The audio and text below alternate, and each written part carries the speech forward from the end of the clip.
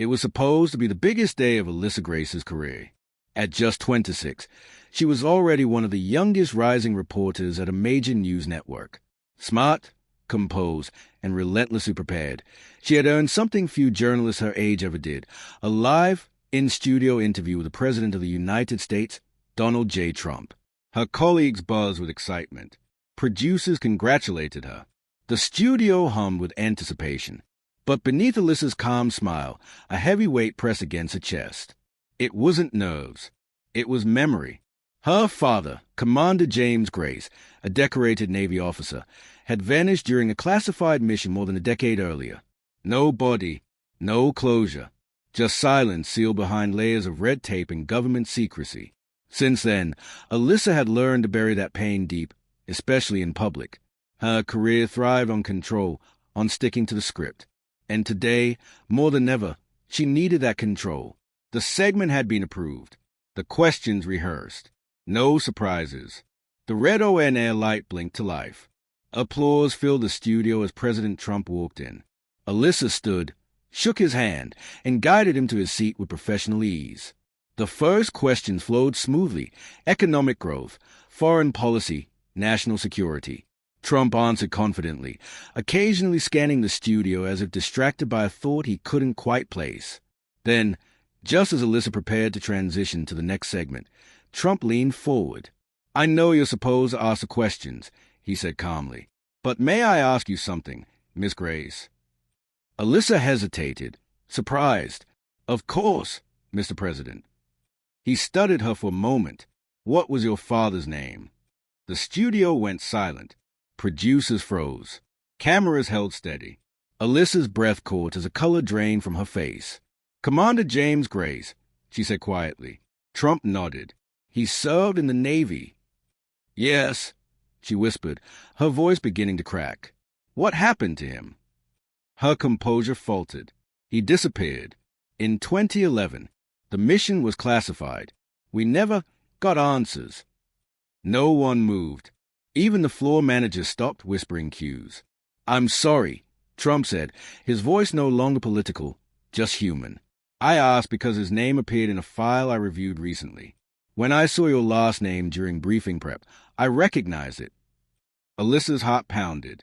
She couldn't speak. "Would you like to know what I found?" he asked.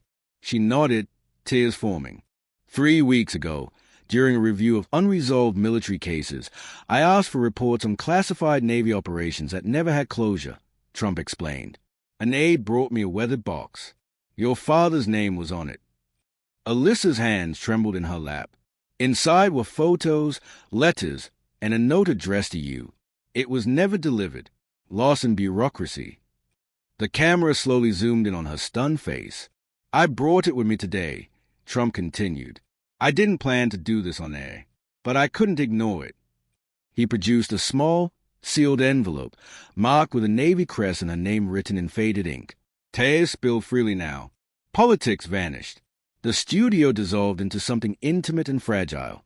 With shaking hands, Alyssa accepted the envelope. "This can't be real," she whispered.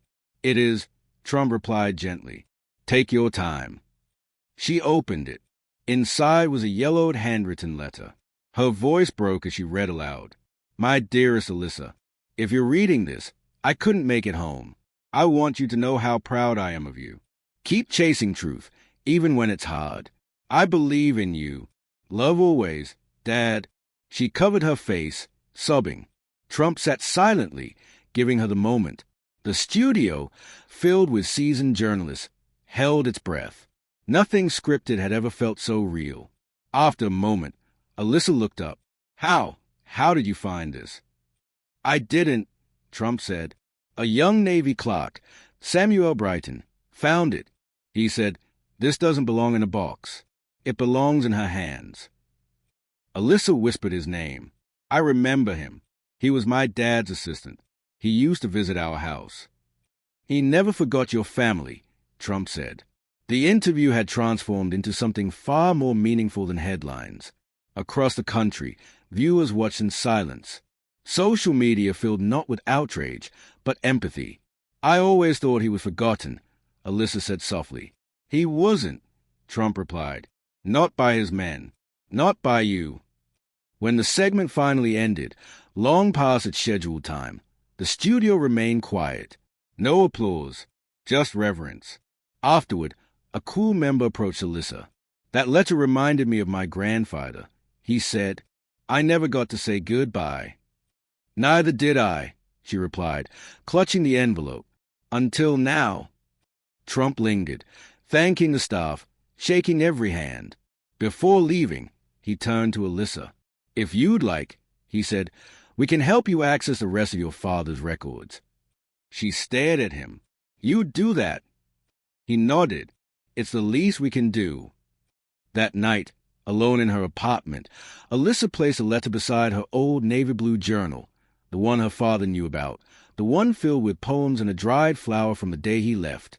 For the first time in years, her heart felt full. The next morning, a call came from the White House. A clearance pass. A private briefing scheduled in 3 days. After hanging up, Alyssa looked at her father's photograph. "I'm going to find out everything, Dad," she whispered, "even if it's hard." It was no longer just about grief. It was about honoring a legacy. And then came the big day. She wore a navy blue suit, her father's favorite color, and tucked one of his medals into the inside pocket, close to her heart.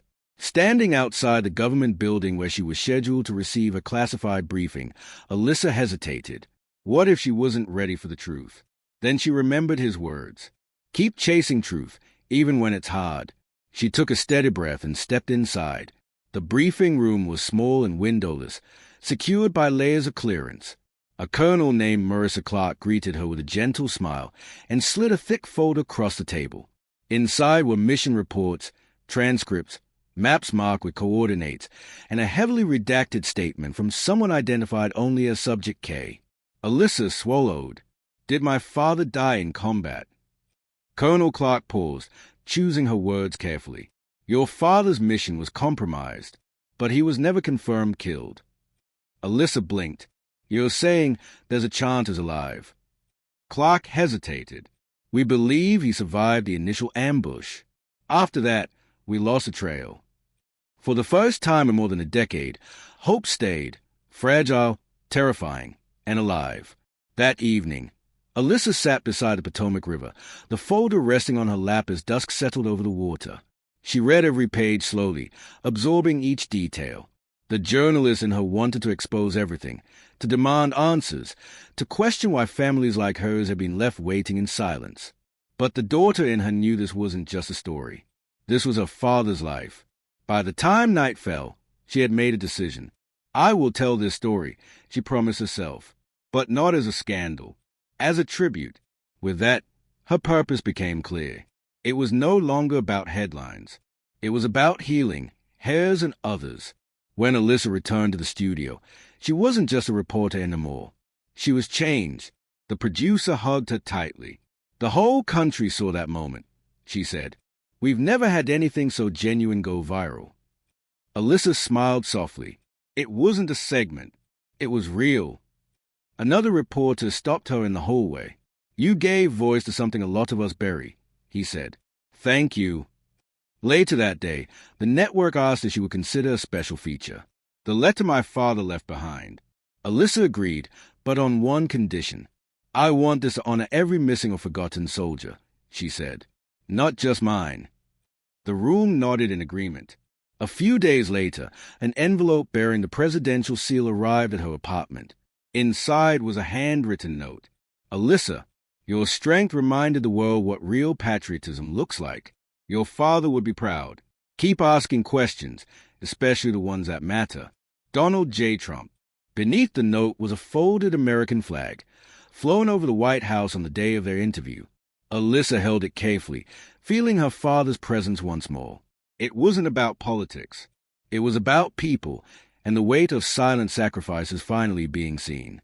The special report aired a week later. Alyssa narrated with honesty and restraint, sharing her father's story, the unanswered questions, the years of waiting, and the fragile hope that remained. Clips from the interview played, the moment she read the letter, the stillness, the raw emotion. She ended with quiet conviction. "If you have someone you've lost, speak their name. If you're still waiting for answers, don't stop asking. Because sometimes closure doesn't come through reports or ceremonies. Sometimes it comes in a letter and a little bit of truth. The screen faded to black. The phones began to ring. Over the next several days, Alyssa received thousands of messages. Veterans, children of missing soldiers, people who had carried grief in silence for years. One message read, "Your story gave me the courage to open my brother's journal. It had been sealed for 17 years. Another said, "My son died in Iraq. I thought no one remembered. Watching you made me feel seen." Alyssa read every message, tears falling freely. Her father's story had become a bridge, proof that shared pain no longer had to be carried alone. Then one evening, a call came from a blocked number. It was Elena Carter, the widow of one of her father's squad members. "I never told you," Elena said softly, "but your father saved my husband's life. He carried him half a mile through enemy fire." Alyssa closed her eyes, overwhelmed. "He made sure others got out," Elena continued. "Your dad was the kind of man who lived or died for others." Her heart ached and soared. 6 months later, Alyssa stood at a quiet dedication ceremony at Arlington National Cemetery. A new memorial was being unveiled for those who never came home, but were never forgotten. President Trump stood quietly among the crowd. Alyssa was asked to speak. She held her father's letter in her hands. "I may never get to hug him again," she said, her voice steady. "But he gave me something that lived forever, his values, his courage, and a reminder that every voice matters." The crowd stood in silence. A few saluted. That night, Alyssa sat by her apartment window, watching the sun sink behind the Washington skyline. Her father's photo sat beside the framed letter, bathed in warm light. She smiled softly.